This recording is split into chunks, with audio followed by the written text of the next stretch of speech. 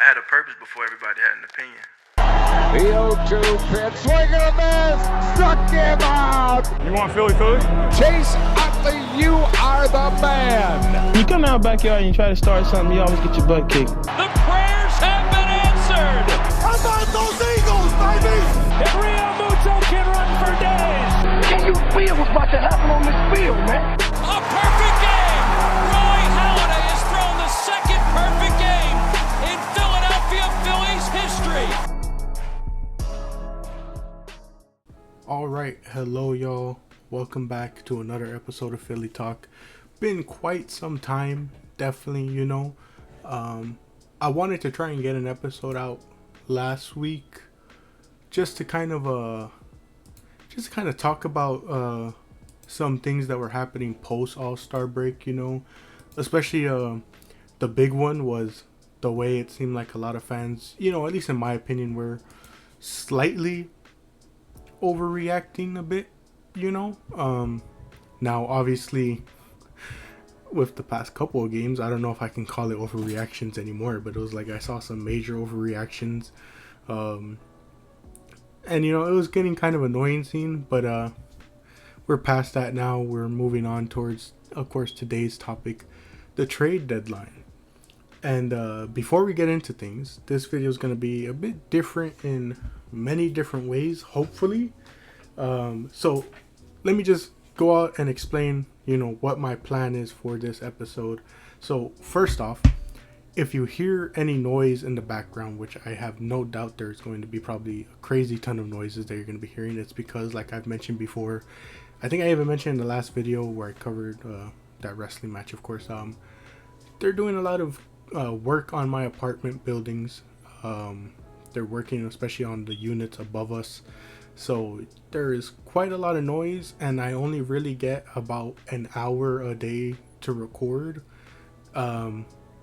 Me recording right now is not within that hour, so that's why I say if there's noise, I apologize. I'll try my best to make it as quiet as possible, but if there is noise, again, I apologize. And the reason I'm apologizing for the noise is because usually, you'd be like, well, these Philly Talks are short and, usually can cram them into that hour. Why are you apologizing? You'll probably be able to edit all that out. Well, because like I said, this video is going to be different because at least here's the plan I had for this episode and wanted to have for this episode. I wanted to sit here, leave my program open recording, leave my mic on, and just sit here doing work in the background. That stuff I'll obviously edit out. But when a trade notification happens, I would, you would be able to get my live reaction. We'd be able to talk about it here live, and I would, go cut up the footage and basically just have this huge video, compiling my reactions to different trades. That's the plan.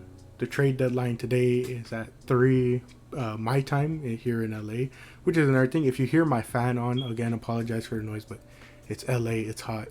My apartment, the apartment my family lives in is very old, so just bear with me, but getting back to the main point, that's my plan, or that's the plan I had in place. But we're sitting here as I'm recording, it's 10:30 and no trades have happened. Obviously I expect maybe more to happen towards the actual deadline as we approach it, but also I mentioned that it was my plan if it wasn't for the fact that all these teams started making trades in the days before the deadline, and I really wish they hadn't and saved it all till today so that I could have given you my many different reactions to all the trades that happened. Like, for example, on Thursday night, my brother, friend, and I went to go watch Deadpool and Wolverine, and the movie ends, we're having a time. I get my phone out, I turn off Do Not Disturb, and the first thing I see is Randy Arozarena traded to the Mariners. And I was like, oh man, that was a pretty good trade. Seattle didn't have to give up too much. The Rays are obviously known as being real good at getting the most out of prospects, and just like we know the Rays, a lot of the prospects they're getting are those, guys with certain tools, that they're always looking for, like the speed, the bat, this and that. So a pretty good trade. After seeing the trade and after seeing what they gave up, a part of me really wished that Philly could have gotten him. You know, but again, I want to wait and see how it plays out with Rosarena, because I mean, with every candidate that was getting thrown out there, especially for the Phillies, there was a ton of like I don't think anyone in the Phillies fan base was dead set on anyone. I think every single, you know, trade piece that was thrown in with the Phillies, the fan base was never 100% on one guy. You know, like some people liked the Rosarena, others had things they didn't like about Randy. You know, some people like Robert, other people don't like Robert. You know, same thing with Crochet, Miller. Obviously, we'll get to who we traded for. You know, the two guys we traded for, Tanner Scott, Lane Thomas. You know, all these different names. It never seemed like the Philly fan base was really united for like one singular guy. Like, yeah, everyone agreed that this guy would do really well for the team, you know. So it's kind of tough, you know, to really give reactions in that sense. There was a trade yesterday, or there's multiple trades. I should probably look up all the trades so far. But the trade yesterday, of course, is the Astros trading for Yusei Kikuchi from the Blue Jays. That one, I was talking about it with Oscar. You guys remember Oscar from the video that we did before, you know, opening day for the MLB this year. Him and I kind of came to the agreement that it was quite the overpay, if we do say so ourselves, you know. Again, prospects can and cannot pan out at times, you know. Like, it's never 100% whether a prospect is going to pan out. So, can't say for sure, you know, until obviously those prospects debut and get some time to play. But to us, at least, we both kind of agree this was kind of a bit of an overpay. Just because, you know, I don't know, it seemed like they gave up quite a lot for him, you know, especially because this is a guy who is, you know, a bit older, is a rental, you know, so it's kind of crazy to see that deal go through, you know. As Oscar put it, he kind of saw it as a bit of a panic deal from the Astros to give up some of their, you know, big prospects for Kikuchi, especially, you know, he has a 4.75 ERA on the year. Obviously, you know, there are other, you know, underlying things that go into stats like that. The Guardians traded for Lane Thomas. Don't know too much about the prospects they gave up here. Didn't get a chance to talk with some of my friends about it to see what they thought.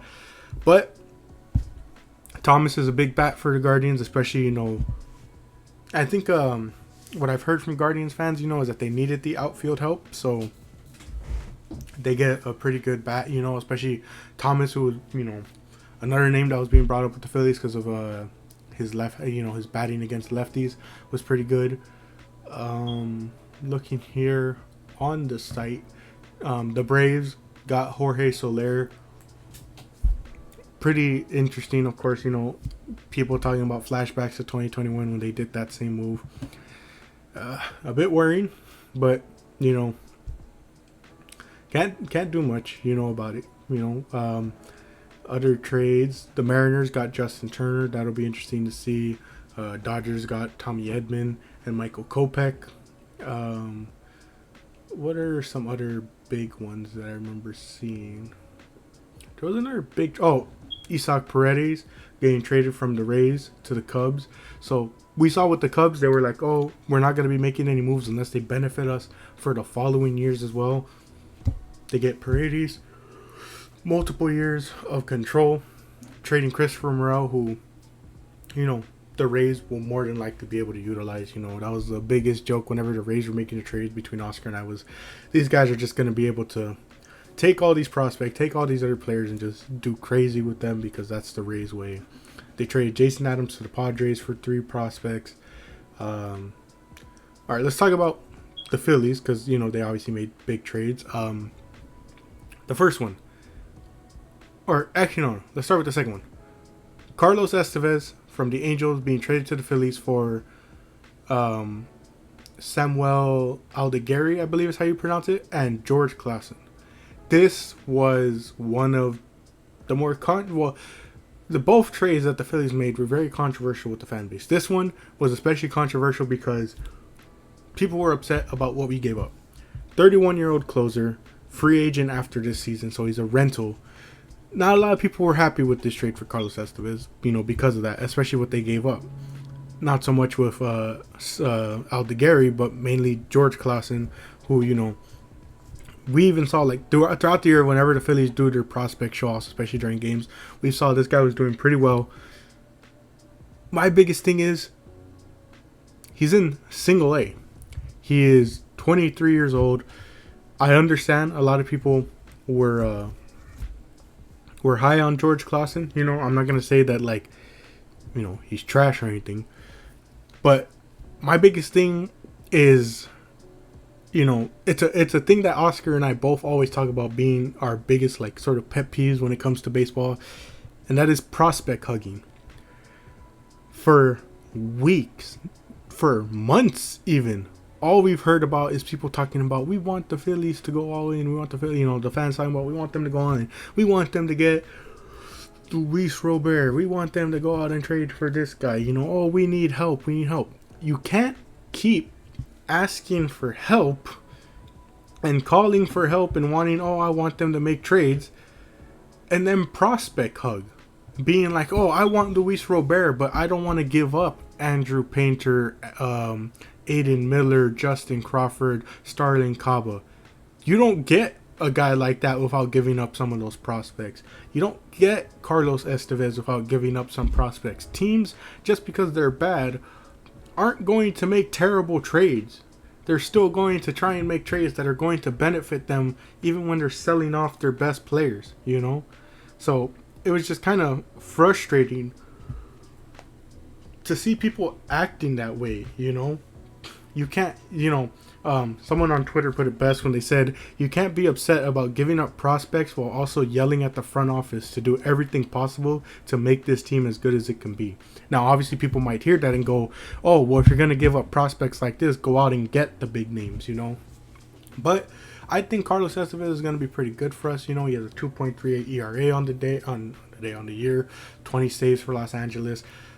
From what I've seen, doesn't walk a ton of guys, at least from what I've seen, and I've seen people talk about. And I forgot how long it's been since they said he let up a run. I need to check the box score for yesterday's game, because I don't know if he pitched, because once I saw the Yankees got off to a pretty big lead, I think it was 7-2 at some point. I don't remember what it was. I was like, all right, I'm out, I was like, I have a short amount of time in my day, I'm not gonna sit here and watch the Phillies implode on themselves, especially Wheeler yesterday. Oh my goodness, man, what a performance from Wheeler. I was like, dude, what is going on with you? I told my dad I was fine with the Judge home run because it's Judge, that's always going to be a tough matchup. What are you doing giving up a home run to Ben Rice, who's batting below 200 on the year or something like that? I forgot what it was. He's probably batting somewhere around 200. I forgot what it was. But, I'm just saying, that was my mindset. They let up 2 home runs to Jazz, who's a Yankee. That's another trade. But yeah, I was like, Wheeler, man, what are you doing this game? What? It gave me flashbacks to freaking Nola in the NLCS last year, where I was like, Game 6, come on, Nola, you can close out. And then he lets up 3 home runs in the first couple innings. And I'm just like, dude, what the hell happened? But yeah, so I need to double check if he pitched. I don't know if he did, but getting back to the whole Carlos Estevez thing, I think he's gonna do pretty well. I don't. Oh, he didn't pitch. It was Marte and Soto. Okay, but yeah, I wasn't too upset with this trade. In fact, I really liked it. I know a lot of people want Tanner Scott. Hey, who knows? Maybe something might happen. He still hasn't been traded. I doubt the Marlins don't trade him. But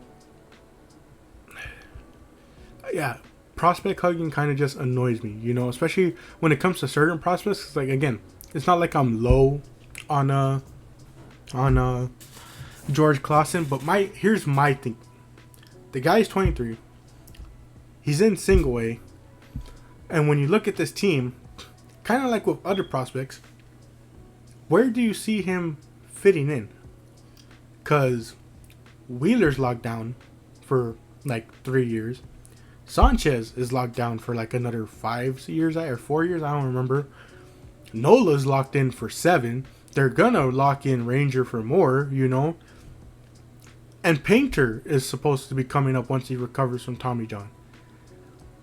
That's 5 guys filling out your rotation for the next, at the very least, 3-4 years. Which by the time he'll come up would be what? 26, 27, And again, that's not a bad age to come up, but it's just like, it's kind of the same thinking that people are having with Starling Caba and even Aiden Miller a bit, where they're like presuming they continue to play the way we've seen them play the past couple of years and continue to grow and develop. Where does any infielder come into play when Bryce is locked in at first base till, whenever his contract comes up and he retires? Turner's at short for the next probably, I don't know. He has a long contract, but, he's going to be there for quite some time. And again, presuming they continue to grow and develop and play the way they are, Bohm and Stott are going to be locked in at the 3 and 2 for a while. So where does Caba and Aiden Miller fit in? His name, Aiden Miller. Wait, now I'm doubting myself, but no, it's Aiden Miller.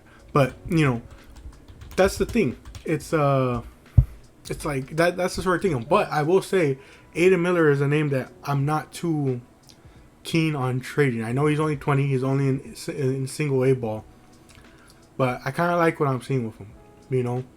Hopefully we can find a place for him to play. Their estimated time of debut is 2027, so that's 3 years from now. But it's like Painter. When he comes back and recovers and probably gets some more time down in the minors, estimated time of arrival 2025. Where does a guy like that fit in, Mick Abel, I know he's been really struggling this year, but it's like, you presume they might give him a try at the major leagues, Griff McGarry, a bit older. Some of these guys might even get a shot in the bullpen, which is another place maybe you could have seen Clausen show, but it's like, that's just my thinking, it's just like, you don't know where these guys are going to be able to fit in at times, especially with the timeline that you have with a lot of your guys. Justin Crawford, a bit more open, because, all those outfield spots are basically open. Like Castellanos, I think, only has 2 years left on his deal, I think. Center field is basically wide open, because center field and left, because it's like, as much as I love Brandon Marsh, it's like, at times it doesn't feel like this team is as committed to Brandon Marsh as the fans are, So it's like, and then, with Rojas, who knows what happens there. So it's like, Justin Crawford's a bit more of one where you're like, yeah, people, it might make sense to prospect hug a bit more, because he actually has, the room to show up for this team, whereas other guys are kind of blocked right now. But yeah, that was kind of my whole thing when I was seeing people discussing this trade, where it was just like, people were upset, but it was like, again, you can't prospect hug and then want them to make trades. How else are you going to make trades, Well, there are other ways to make trades that don't involve prospects, as we saw from the Phillies. Go back a couple of days before that, the Orioles trade outfielder Austin Hayes to the Phillies for Christian Pache and Sir Anthony Dominguez. This is one that so many people were thrown off of, because this came out of nowhere. I don't remember ever seeing Austin Hayes' name being brought up. Apparently, for 2 years now, the Phillies have tried acquiring him at the deadline, and the Orioles wouldn't budge. Now they budge when, his value is at the lowest. And they don't even have to give up any prospects. Instead, they just have to give up Pache and Sir Anthony. Let's start with Hayes first. The main reason they're getting him is, from what from the sample size we have of in 2024, he's batting, his slash line is 328, 394, 500 against lefties. So that is why they want to get him. Everyone assumed, oh, this is the Marsh platoon, and they're going to make another trade for another outfielder. No, apparently he's going to be an everyday guy, which kind of makes me more iffy on this trade, because I thought the whole reason we were getting him is because he hits lefties really well, and that he can platoon with Marsh when there's a lefty. But no, he's going to be playing left. Marsh is going to platoon with Rojas, is what we've heard. Doesn't make that much sense to me, All we give up is Pache, which isn't too much, and Sir Anthony, which, I'm going to be honest, is the one that kind of hurts a bit, because Sir Anthony was doing pretty well, like we talked about, like he had some rough starts, but there was like a time where like he was doing pretty good for himself, his last game in Philly wasn't the best. He let up an earned run, but it was like in one of the games against Pittsburgh, no earned runs. The Oakland game, okay, let's not talk about the Oakland game, that wasn't the best, but I don't know, it seemed like he was pitching a lot better as of late, especially before the Oakland game. We talked about many different times like how, he was doing like really well for himself. I mean, there was a stretch from, let's see, where is this? May 15th to June 16th where he didn't allow a run in any of his appearances. So it was like he was doing pretty well for himself before the trade. Got his ERA down all the way to a 4.27. In 2 appearances with Baltimore, he's gotten it down to a 4.1. So, kind of upsetting, especially because as I was explaining to my dad how I saw like more people like diving deep into why it sucks to see Sir Anthony go the most, Debuted in 2018 at age 23. So he's been with the Phillies for quite some time, but obviously people are gonna be like, well, he's not, the longest tenured. Like I think Nola is the longest tenured, but he was signed. I couldn't believe this, when I was looking more into it. He was signed by the Phillies as an amateur free agent October 6th, 2011. He was signed all the way back in 2011 when our roster was the main core of Ryan Howard, Chase Utley, Jimmy Rollins, Cole Hamels, Roy Halladay. The guy was born in 1994, which means when he joined this Phillies organization, he was 17 years old. So he technically was here longer than Nola, I think. No, I forget what year Aaron Nola was drafted. Let me double check. Because I know Nola made his debut, I think it was 2015. I think it was 2015.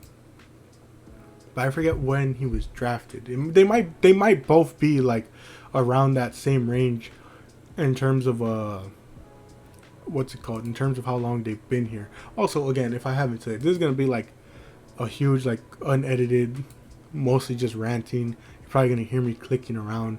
Oh, okay, so no, Nola was drafted in 20. Okay, so yeah, they've both been here for quite some time, Oh wait, no, sorry, wait.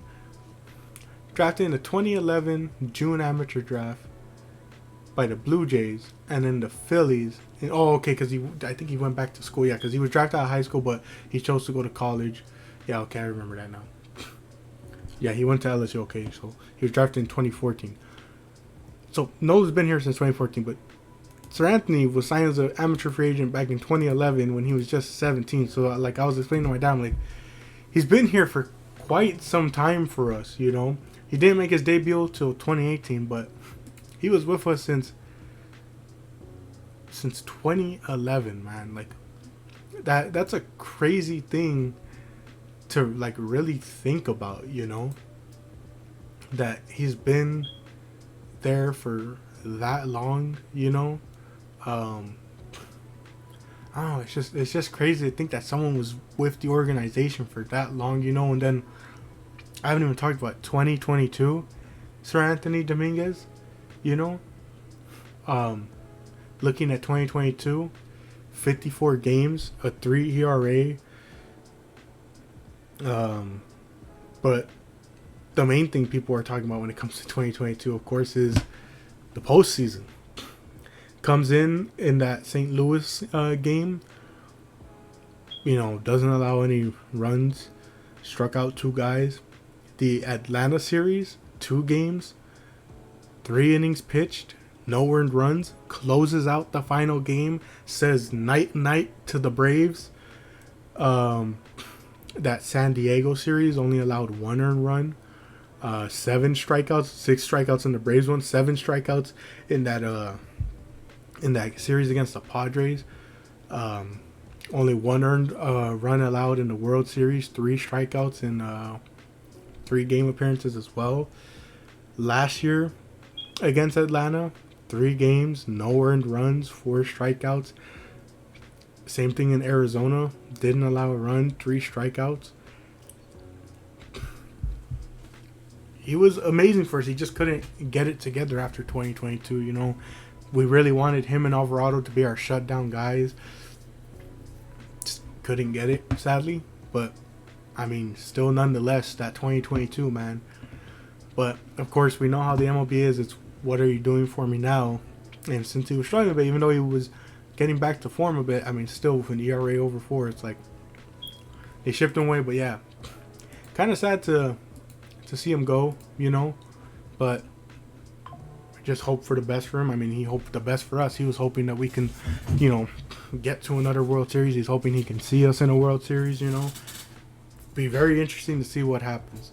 But yeah, those are the 2 big trades from the Phillies. A couple other trades like the Orioles getting Zach Eflin, you know, improving their rotation. We talked about Randy getting traded.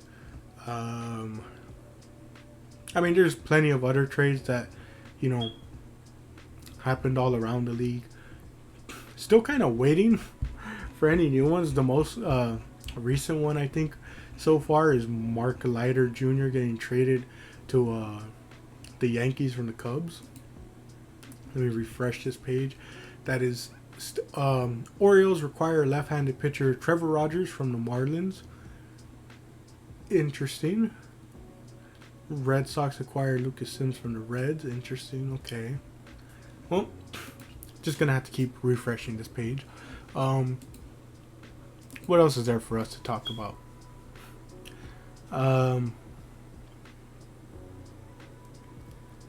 Well, of course, the lineup slumping is a big thing to talk about. Of course, they have not been doing real well these past couple of games since the All-Star break. They have been struggling mightily.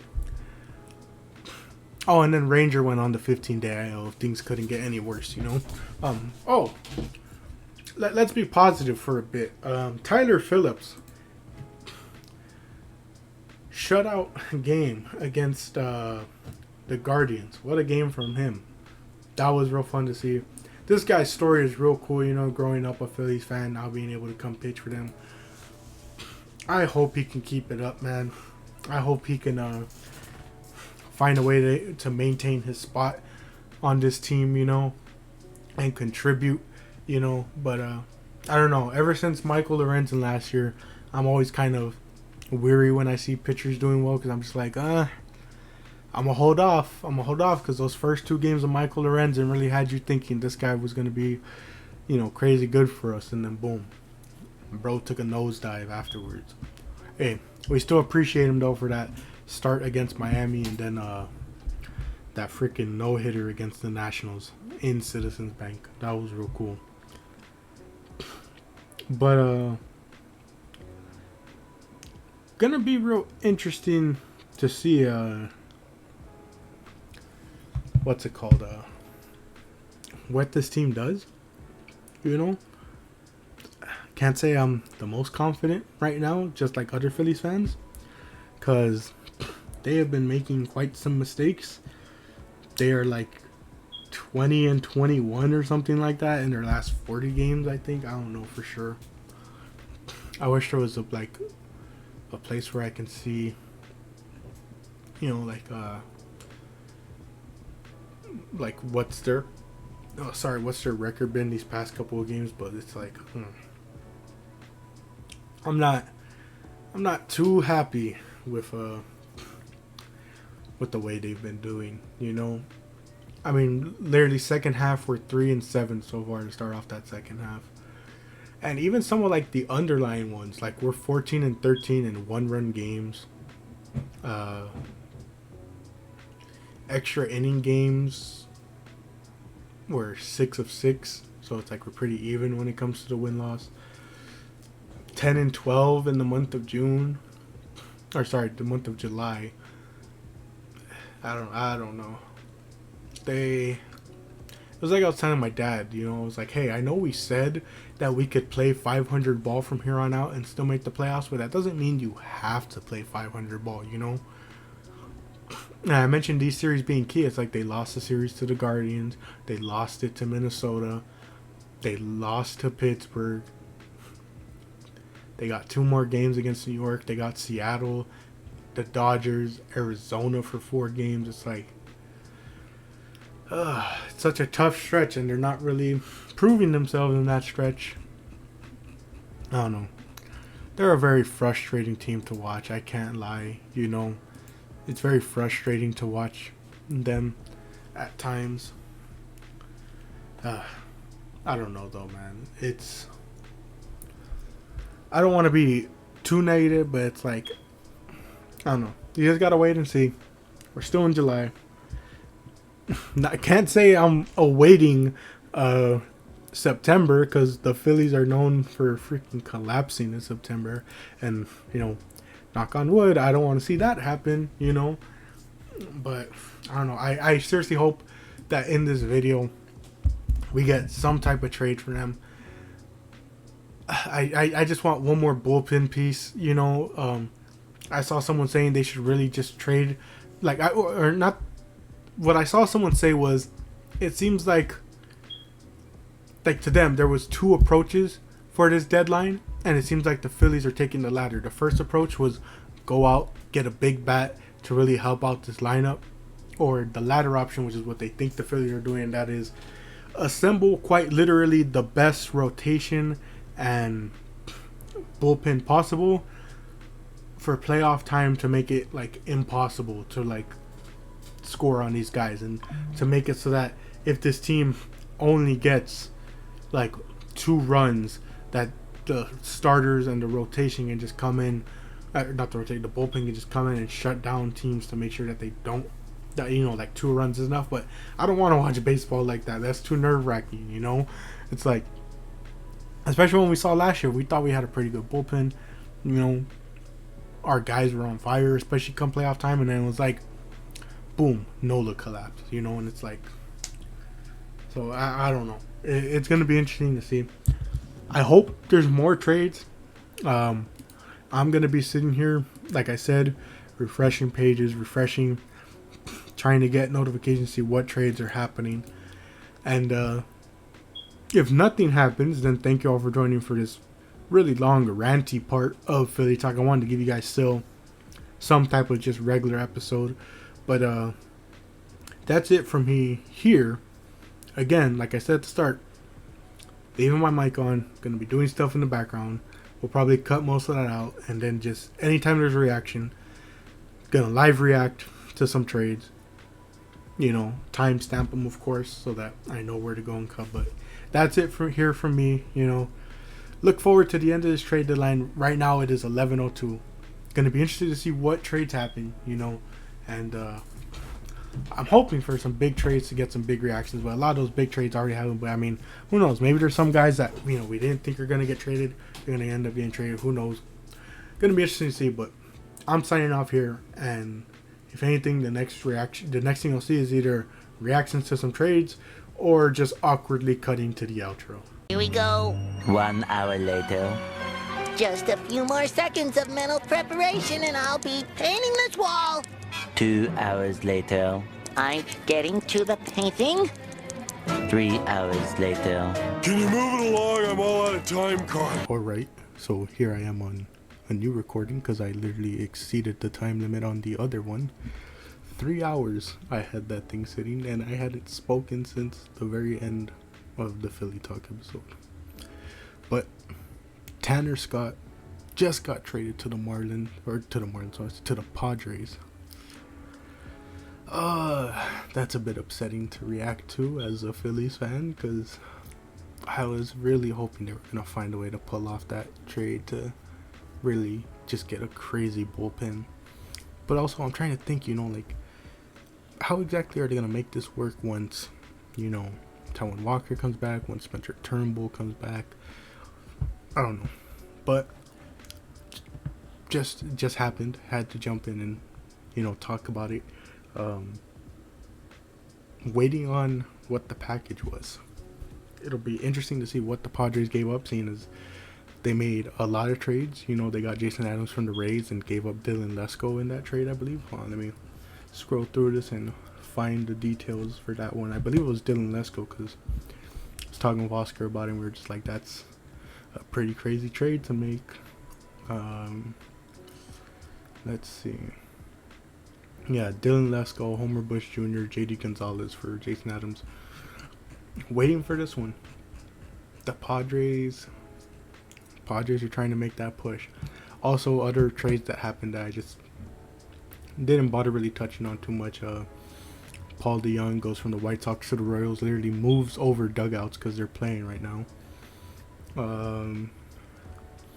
Any other ones? The Diamondbacks acquired Josh Bell from the Marlins. That's real interesting to see.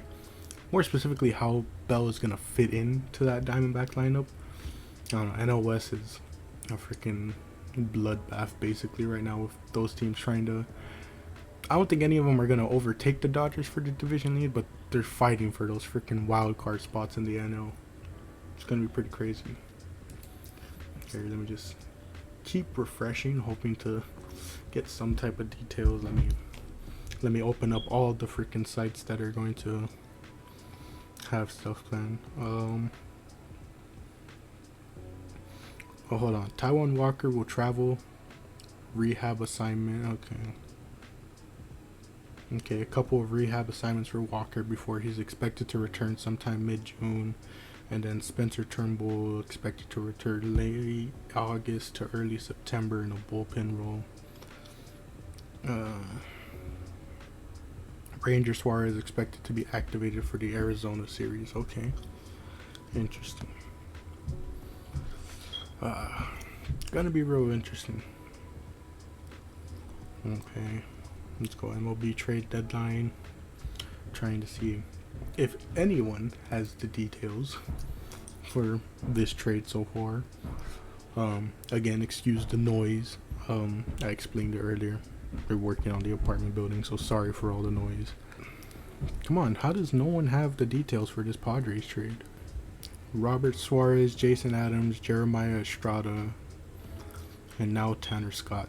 That is a crazy bullpen for San Diego. Man, still nothing on this Tanner Scott trade. Oh, there it is. Acquire Tanner Scott and Brian Hoying from the Marlins for left-handed pitcher Robbie Snelling, right-handed pitcher Andrew Mazur, infielder Graham Pauley, and infielder Jay Bashirs. Interesting. I know a lot of people were speculating that Snelling was going to be involved. This is going to be real interesting to see. Oh, wait, wow. That is 3 of their top 5 prospects. That is pretty crazy. I gotta see what Oscar thinks about this. Obviously, Oscar's a Dodgers fan, so I want to see if he's happy that they gave up that much. Honestly, with all the trades I've seen, the Tanner Scott trade, there was another trade earlier. Was it Caleb Ferguson? No. Who was it? I think it was the Orioles Trevor Rogers one. Like, people were saying, like, they were looking at some of these trades and they were like, the fact that teams are giving up this much, meanwhile, like, I don't know, it's showing like what the market is, but it's also making a lot of Phillies fans feel a bit more confident in the trade they made for Estevez, because it's like, they weren't giving up 3 of their top 5 prospects for, a reliever. gonna be interesting. Still waiting around. We got about an hour and 15 left of the deadline, waiting to see if the Phillies do anything. I seriously doubt it, especially because with that, I saw someone mention this, and the Astros seem like a petty enough franchise to do this. People were saying, or I saw someone saying, the Astros overpaid for Kikuchi to set the starter market, so that all these other contending teams would have to like basically overpay as well to get any of the other like top pitchers out there. Like, oh, you want Jack Flaherty, you want Tariq Skubal, you want Garrett Crochet, you better give us more, because the Astros gave up that much for Kikuchi. They seem like a petty enough franchise to do that, I don't know. This is an interesting trade for the Padres. They're really shoring up that bullpen. Like I said, they're really trying to make that push for this wild card. It could be just me overreacting, especially because of the slump we're in, but I don't like that all these other teams are getting so much better.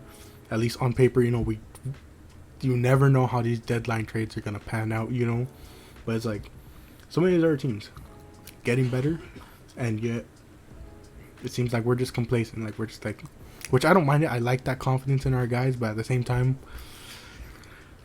you can have that confidence as long as those guys have the confidence themselves, because I'm sorry, I just don't know how I can take another year where it's like, oh yeah, we trust in our guys, and then they just decide that they don't want to do anything come playoff time, or to correct myself more better, to not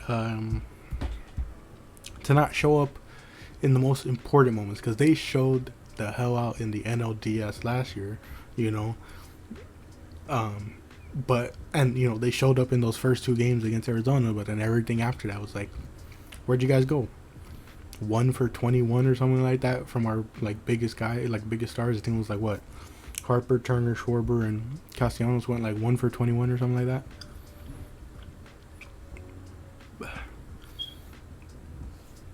I don't know. It's gonna be real interesting to see.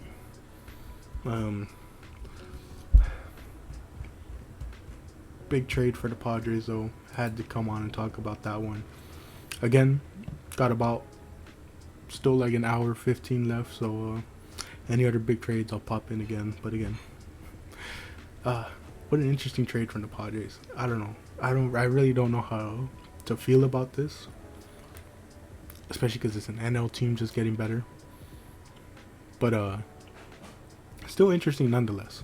I was literally about to just say 4 minutes left on the deadline, probably nothing going to happen, and then the Orioles just traded for Eloy Jimenez from the White Sox. But the big one, Jeff Passan just announced a minute ago Jack Flaherty to the Dodgers, and Oscar just sent it to me right now saying we're back. Trade deadline getting interesting right here at the very end. 3 minutes left. Waiting to see what the packages on both those deals are. Eloy Jimenez, still nothing there. Interesting to see what the Dodgers gave up for Jack Flaherty. Whoa, wait. Everyone's going crazy in the deadline. I was waiting here for the Jack Flaherty trade package, and then I refresh my page to see that the Phillies acquired left-handed pitcher Tanner Banks from the White Sox. So probably a middle reliever, 4.13 ERA. Not really what you want to see. I'd have to look at the underlying stats, to see what exactly the move here is. I don't know, man. What is it? Baseball Savant. Let's look into this guy. Mainly because I just want to see what his underlying numbers are, because I don't know, it doesn't make sense to me. Why wouldn't you just keep? But then again, he's on the White Sox, so maybe his numbers are inflated because of that. I mean, I don't know. His doesn't have a lot of fastball velo. His expected ERA is expected to be at a 3.23. Has a good K rate. Not that good of chase or whiff rates. Decent walk rates. Doesn't get hit hard too much. I mean, 59 is still above the midpoint, like the average point, but you know, doesn't get hit too hard. I don't know. This one's kind of confusing to me, you know. I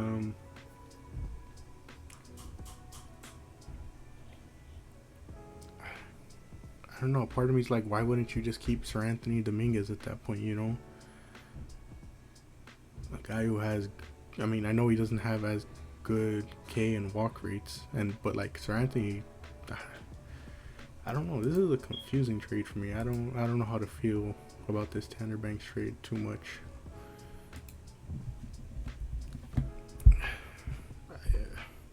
I don't know. Obviously not the big reaction, but I'm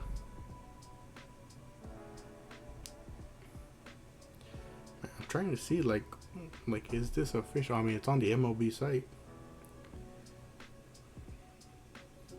This is a weird trade deadline. I'm not gonna lie to you.